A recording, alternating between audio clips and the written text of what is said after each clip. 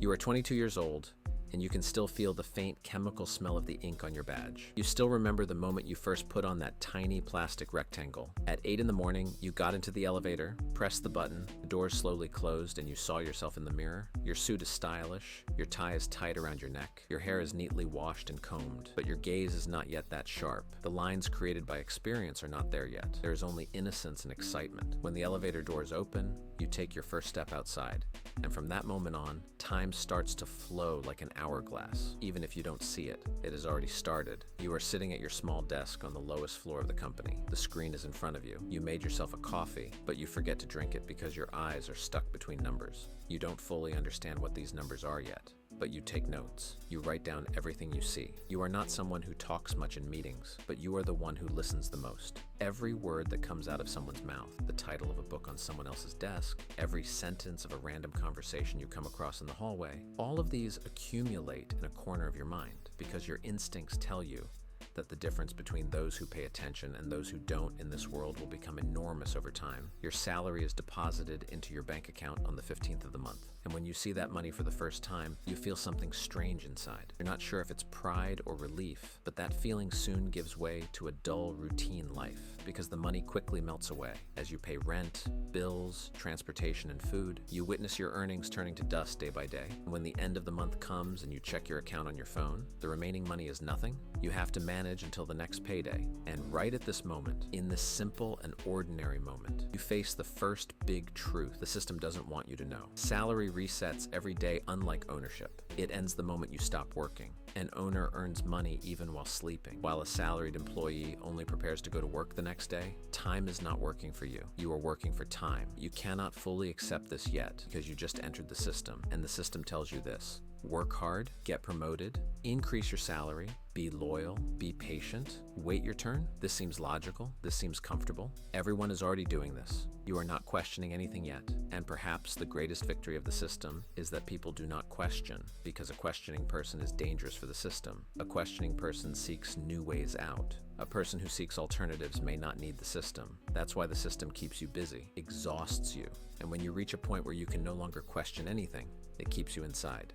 2 years have passed. You got promoted. Your salary increased by 30%, but you realize something. You feel the same as before, maybe even more trapped than before. You wonder how this is possible. Your salary increased, but your sense of freedom did not. On the contrary, responsibilities increased, expectations increased, and of course, expenses increased. This situation is critical. The answer is simple and brutal. Lifestyle inflation.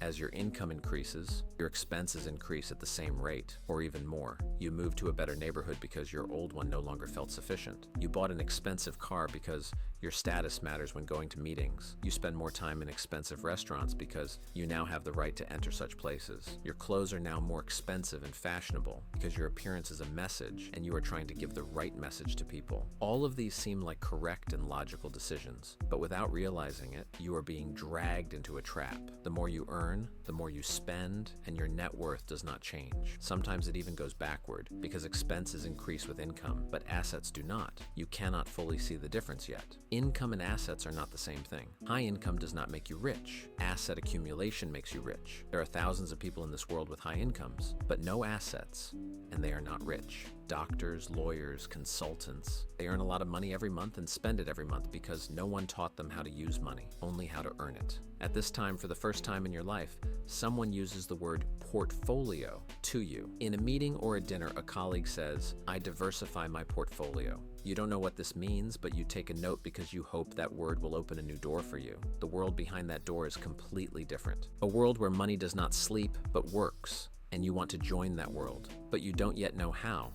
You just feel it. Something in your life needs to change. A radical change is needed, and this feeling leads you to a book, then another book, then a podcast, then a seminar. And over time, you start learning a language, the language of finance. And with every new term you learn, you notice the world looks a little different. Some time passes, and now you wake up every morning at 6 without even needing an alarm. This has become your routine. The Bloomberg terminal is open. The cold blue light of the screen hurts your eyes and it's still dark outside. The city is asleep, but the markets are not. Tokyo is closing. London is opening. There are a few hours left until New York opens. You have memorized this rhythm and gotten used to it, but not just the rhythm, you have entered the language as well. You use words like spread, yield, curve, forward contract. And these words are no longer incomprehensible. Each of them is the name of a movement, a decision, a result. Numbers are no longer incomprehensible. You begin to realize that behind every 1% movement, there are millions. You see that when one person wins, another loses. Markets do not magically grow. Money moves from one pocket to another, and being able to predict, estimate,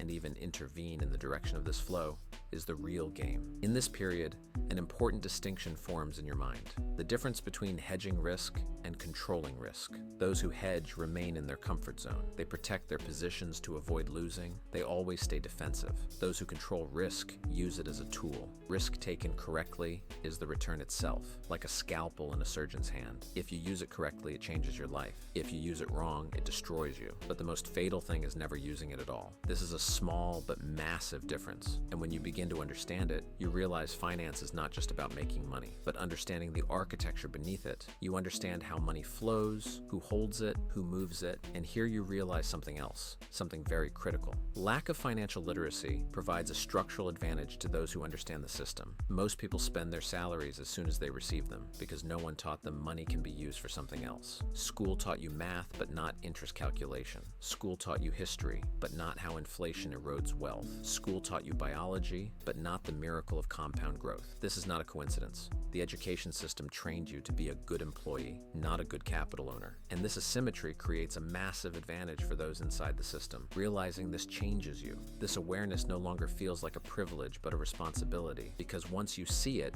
you cannot ignore it. Once you understand how things work, you cannot pretend you don't know. Now you are in a different room. Now your tax return is prepared not by an accountant, but by a tax strategist. And this is not just a detail. It is a completely different world, because for the wealthy, tax is not an obligation to be paid, but a variable to be managed. For an ordinary employee, tax is simple. Salary comes, tax is deducted, the rest is spent. You have almost no choice. But for a capital owner, tax is a playground, and there are many moves in this field. Let me explain brutally. Assume you have a stock portfolio worth $280 million.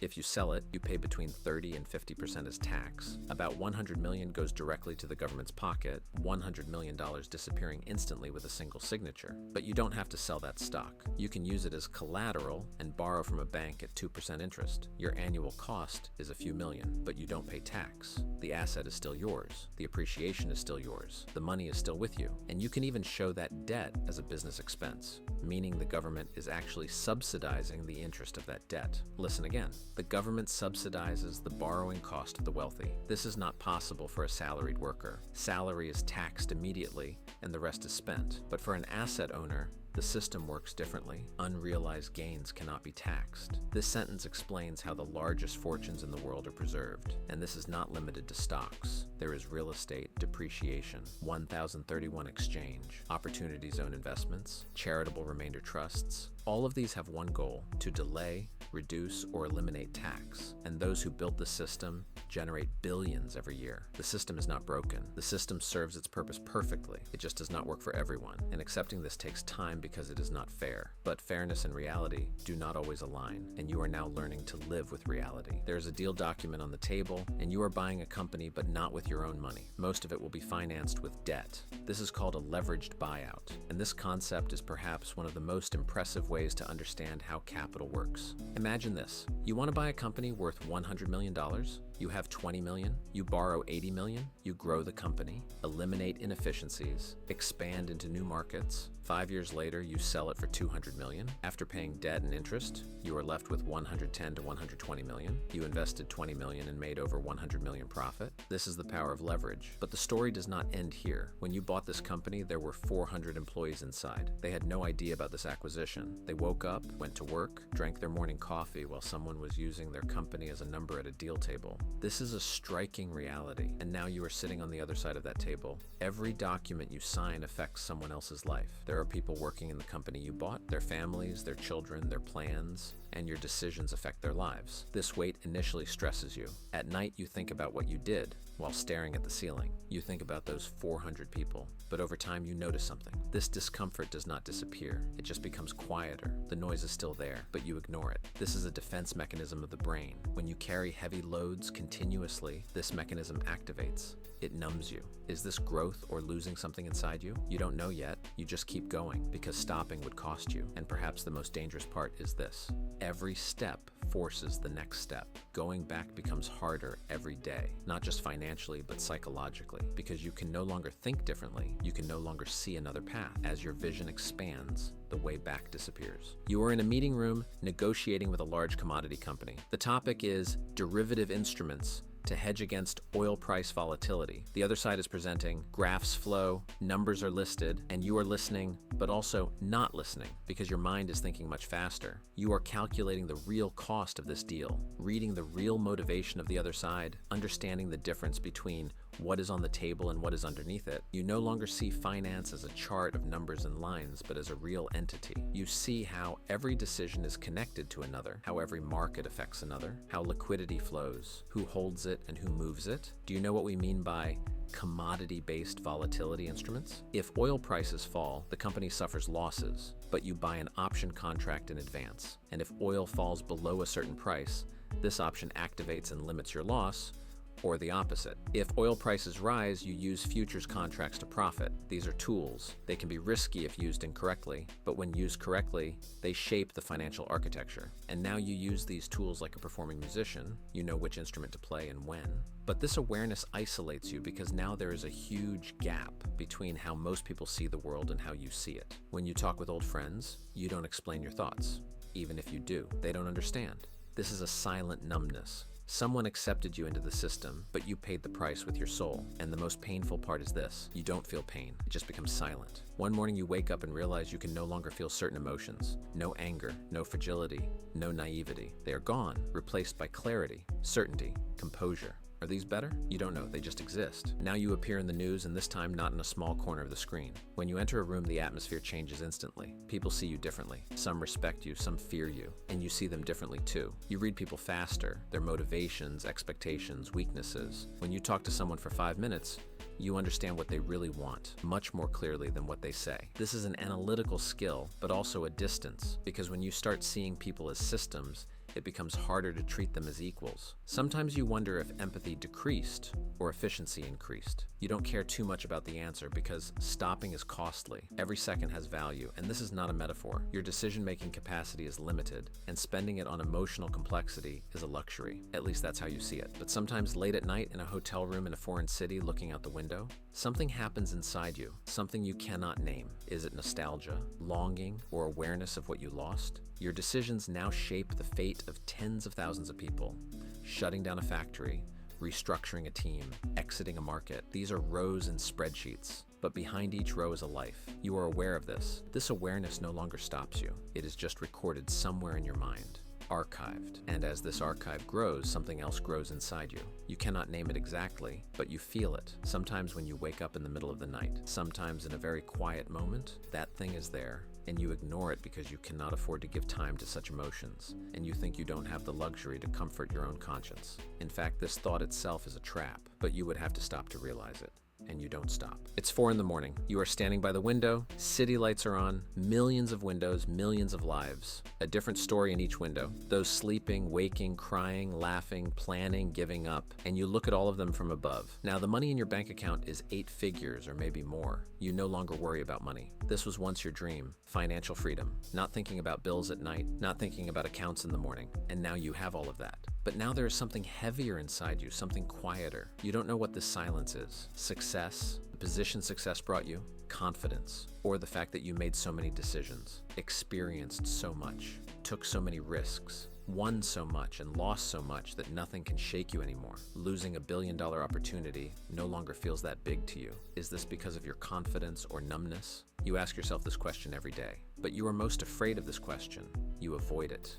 You know how the system works. You know tax-deferred liquidity. You know how leverage works. You know how to manage commodity volatility. You discovered the invisible architecture of money, and a place was opened for you within that architecture. Not a small one, but a massive one. But to fill that place, you sacrificed parts of yourself. You don't fully know what you sacrificed. You remember some. Others have slipped from your mind. And that is the worst part. Not even remembering what you lost, you now clearly see that the system is not designed for everyone to be rich. Lack of financial literacy provides a structural benefit to those inside the system. This is not a moral judgment, just an observation. Water flows downward. Money flows toward knowledge. It flows to the side that accumulates knowledge. And now you stand on the side where money and knowledge flow. At this moment, you gently touch the window. Look at the city beyond the cold glass. Somewhere out there, that 22-year-old kid still exists. The one who gets into the elevator every day with a freshly printed badge. He can still smell the ink. The excitement and determination are still in his eyes. And as you think about all this, you ask yourself this question. Did you lose that kid somewhere while climbing all these levels? Or did he rise with you? Maybe you lost that ambitious child inside you the moment you forgot there was something more important than making money? Maybe he left at that moment. You don't know exactly at which point in your career this happened, and there is no answer to this question, at least not tonight. The city lights are still on. You are still standing by the window. The money in your bank account is still 8 figures. And that silent emptiness inside you is still there. This numbness is not growing, but it is not shrinking either. It simply continues to exist with you. And maybe the real question is this: what were you really looking for in all this journey? Was it money, freedom, security, or did you just want to prove yourself to others?